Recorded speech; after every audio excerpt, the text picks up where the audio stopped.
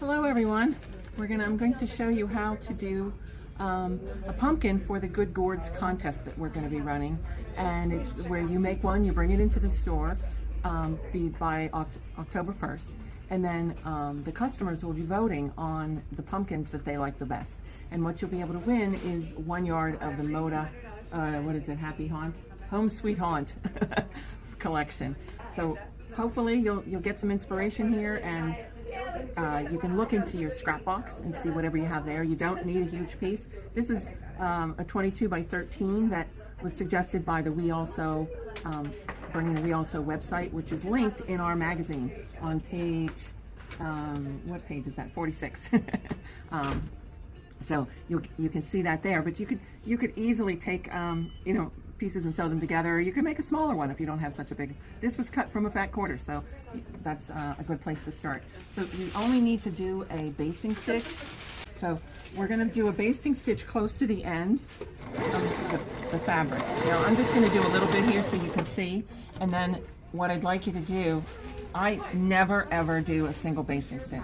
I always do a second row in the seam allowance just outside of that.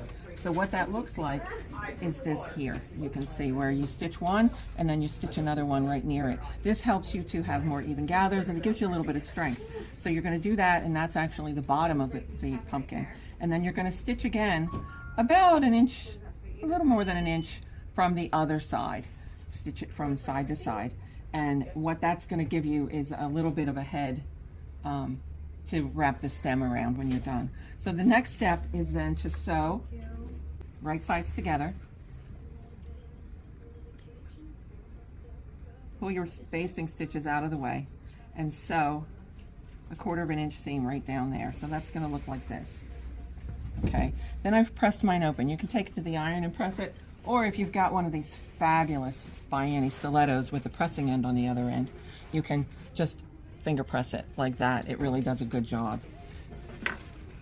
Then we're going to take our basting threads, and actually the ones that are in the bobbin are easier to pull. So if you stitch on the right side of your fabric, the bobbin threads will be easier to pull up, and we're going to pull up the bottom one just as tight as you can, and then we're going to tie it tight. I'm just putting an overhand knot in there, because then we're going to take a tighter cord, or I'm using embroidery thread because it's like 6 strands, but you could use a cord if you wanted as well, and just tie it around the bottom here.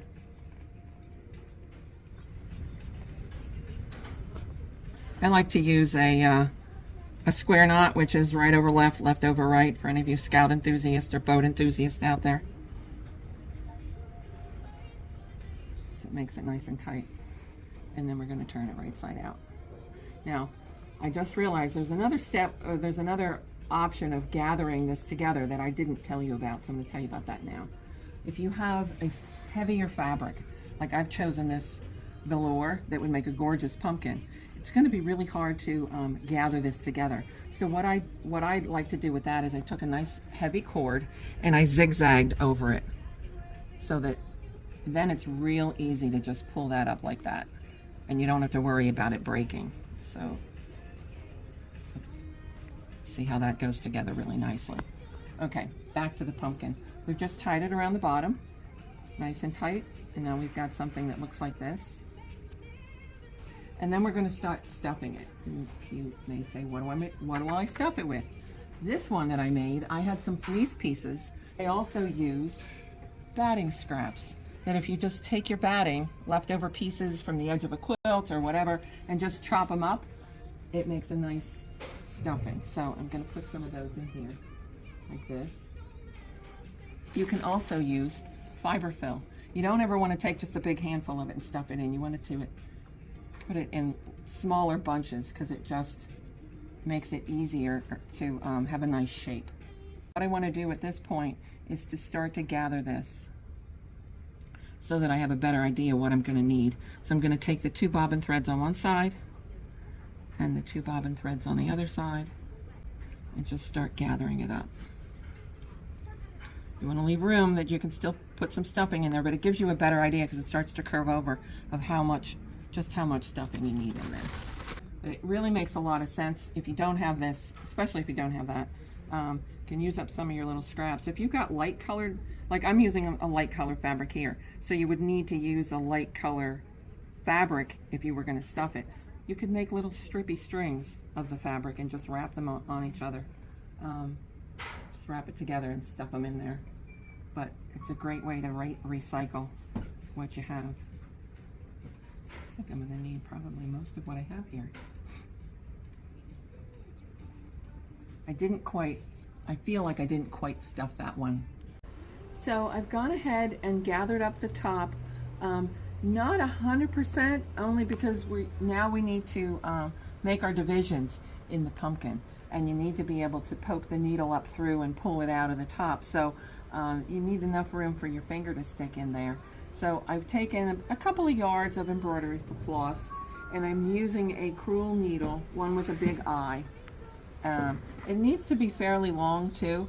I had another one that was longer, but it didn't want to go through very easily. So it's helpful if it's straight. So I'm going to take and do the first one right around here where the seam was, just to try to cover it. You can move it into place later, but figured that's a good place to start because we definitely want to have that covered.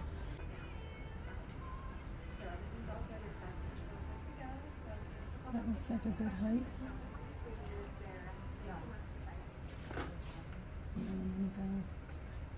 So I've gone ahead and gone around this. A good number of times is about 6, but I mean, you can make however many you want.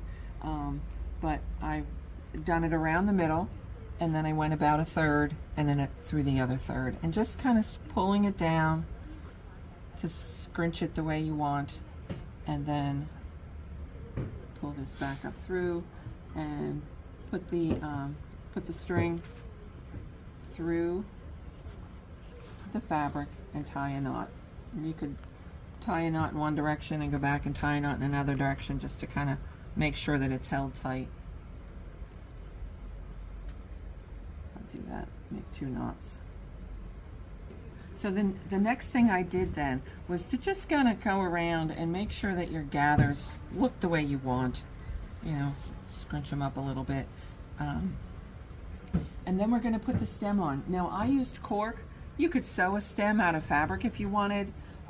Some people have even used, like if you have an organic stem from a pumpkin or from something else that, you know, just cut off, you could glue it on there.